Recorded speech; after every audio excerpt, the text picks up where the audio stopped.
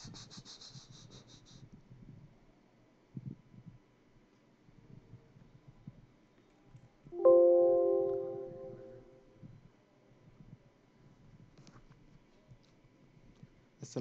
warahmatullahi wabarakatuh. Pada kesempatan kali ini saya akan menjelaskan sedikit materi tentang representasi saluran transmisi, di mana materi ini merupakan materi bagian dari mata kuliah saya, yaitu transmisi tenaga listrik. Untuk yang pertama yaitu di sini ada konduktor berkas atau biasa yang disebut dengan bundled konduktor, di mana konduktor berkas ini pada saluran transmisi tegangan ekstra tinggi digunakan saluran transmisi dengan konduktor berkas.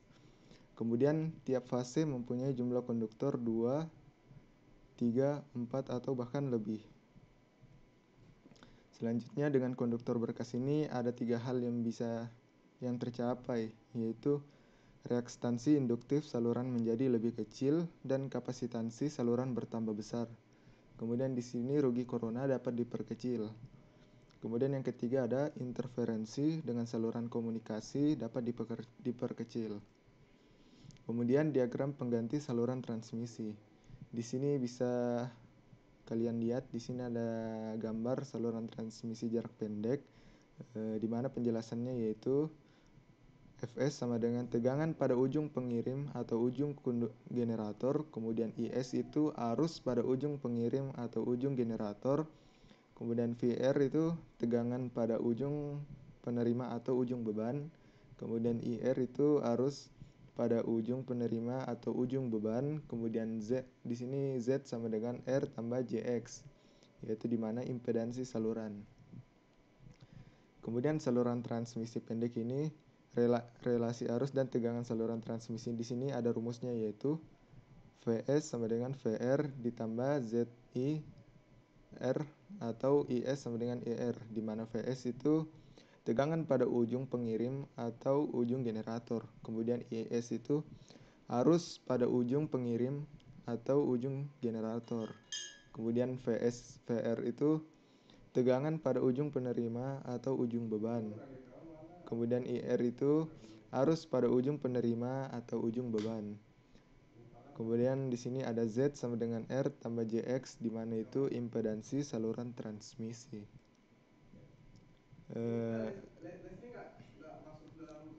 Kemudian di sini ada pengaturan tegangan atau voltage regulasi atau regulation. Di mana di sini Anda bisa lihat rumusnya, di mana VR dalam kurung NL itu sama dengan tegangan skalar ujung penerima pada beban 0 atau 0 watt. Kemudian VR itu dalam kurung FL itu tegangan skalar ujung penerima pada beban penuh atau full load. Kemudian pengaturan tegangan atau voltage regulation saluran transmisi pendek, di sini dapat dilihat rumusnya ini FR dalam kurung persen sama dengan Fs kurang Fr per Fr kali 100%. Kemudian kita lanjut yang kedua, yaitu arus tegangan, resistansi dan daya listrik.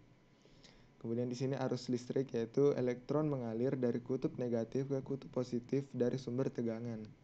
Kemudian arah aliran konvensional yaitu dari kutub positif ke negatif dari sumber tegangan. Kedua-duanya disebut dengan arus listrik. Kemudian arus listrik di sini banyaknya muatan listrik yang mengalir per satuan. Satuannya itu bisa disebut ampere dengan simbol A atau coulomb per detik. Di sini bisa dilihat ini satuannya, ampere sama dengan coulomb per detik. Kemudian cara kerjanya di sini, kerjanya dibutuhkan untuk menggerakkan suatu objek. Kemudian di sini rumusnya juga, kerjanya itu W sama dengan gaya atau dengan simbol F dikali jarak atau S. Kemudian satuannya di sini joule. 1 joule adalah kerja yang dilakukan oleh gaya sebesar 1 Newton sejauh 1 meter. Kemudian di sini energi, kapasitas untuk melakukan kerja itu disebut energi. Kemudian energi bersifat kekal, tidak dapat dihasilkan dan tidak dapat dihilangkan. Pada PLTA energi air diubah menjadi energi listrik. Kemudian potensial energi yaitu energi yang dipunyai benda karena posisinya. Di sini bisa dilihat gambar PLTA. Kemudian kita lanjut ke tegangan, yaitu muatan mengalir karena ada beda potensial listrik. Tidak ada perbedaan potensial, tidak ada arus listrik. Kemudian beda potensial ini antara dua titik adalah kerja yang dibutuhkan dalam joule untuk menggerakkan 1 Celsius muatan satu titik dengan titik lainnya. Kemudian satuan tegangannya itu volt, di mana volt itu didapat dari W per Q atau joules per coulomb. Kemudian di sini tegangan yaitu kerja yang dibutuhkan untuk menggerakkan muatan Q dari titik B ke A. Di sini rumusnya yaitu W AB sama dengan V AB per Q.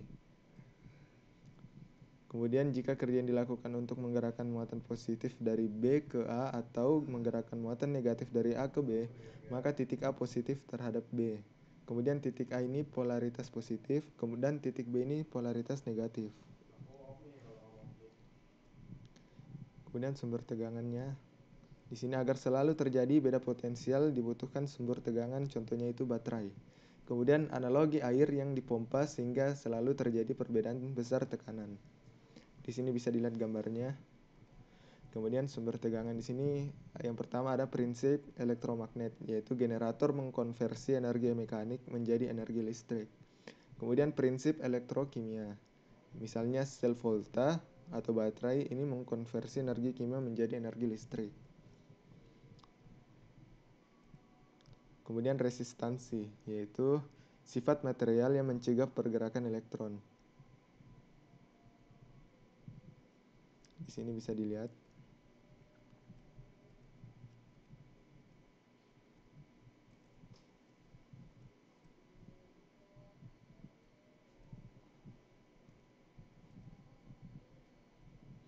Kemudian kita lanjut ke kapasitas antar arus atau current carrying capacity dan corona.